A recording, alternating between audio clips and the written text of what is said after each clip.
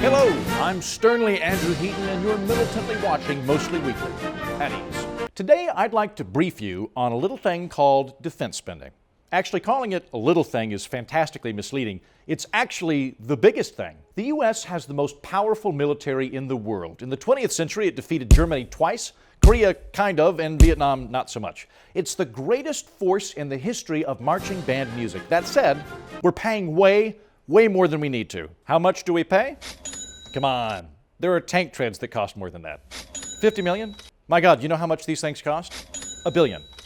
Okay, I can work with that. Multiply that by 20. Right, okay, now multiply that by 20. Great. Now add another 200 billion for good measure. Yes, what the financial indeed. We spend about $600 billion a year on the military, and it's set to go up to almost $700 billion next year. That's almost one whole turkey, or 30 billion turkeys.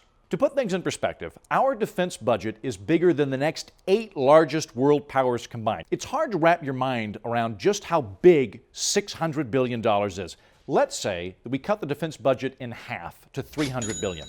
It would still be 4 times larger than Russia's. And the money left over would be enough to buy every single American 2 iPads, or send a manned mission to Mars, or build a moon colony with its own Cracker Barrel, or send everyone in America a check for $900, except Kevin. So how did our military get so expensive?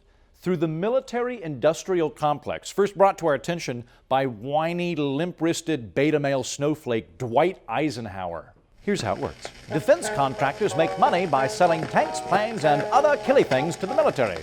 They make money regardless of whether or not we need those tanks, planes, or killy things, or even if they weren't. So they deploy legions of lobbyists to Washington to convince Congress to buy them the M1 this, or the F-44 that, or my favorite, the V-3 Smellicopter. Meanwhile, Congress loves splurging on defense. Contractors provide jobs in their districts, which gets them reelected. A lot of the time, the Pentagon doesn't even want certain weapons, but Congress appropriates the budget for them anyway. It asked Congress to quit spending money on Super Hornet aircrafts, and it said a quarter of our bases serve no military purpose whatsoever. Nevertheless, Congress keeps appropriating funds. Republicans are constantly yammering about the budget, but if it involves a drone, a plane, or a killy thing, they toss money at it like it's a naked lady doing a naked lady dance at a naked lady dance place. It's like if you're buying a battleship, it magically doesn't add to the debt. So 2 plus 2 is 4, but if there's a tank, it weighs down the number weight, so it's actually 3. Even Bernie Sanders supports the F-35 jet program and fought tooth and nail to bring it to Vermont. Now, you might point out that if we're not safe, it doesn't matter how good our economy is, and I agree. In fact, one of the government's actual responsibilities is to provide for our common defense. But the budget is still subject to diminishing returns. For example, Russia spends about 10 times less than we do on defense. Does anybody really think Russia is at risk of getting invaded? Of course not. Ditto America. Plus, we've got a salty moat on either side of our country and friendly neighbors to the north and south. Our biggest threats right now are terrorists, Kevin Spacey, and sharks. We spend $150 billion a year to maintain 800 military bases in 80 other countries. At the end of the Cold War, we were only in 40. We have 200,000 active troops deployed in more than 170 countries.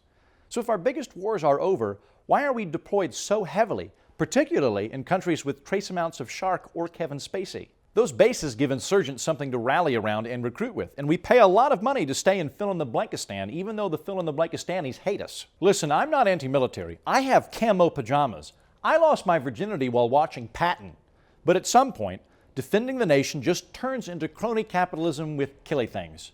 Squandering money for the sake of squandering money isn't patriotic, and it needs to be stopped.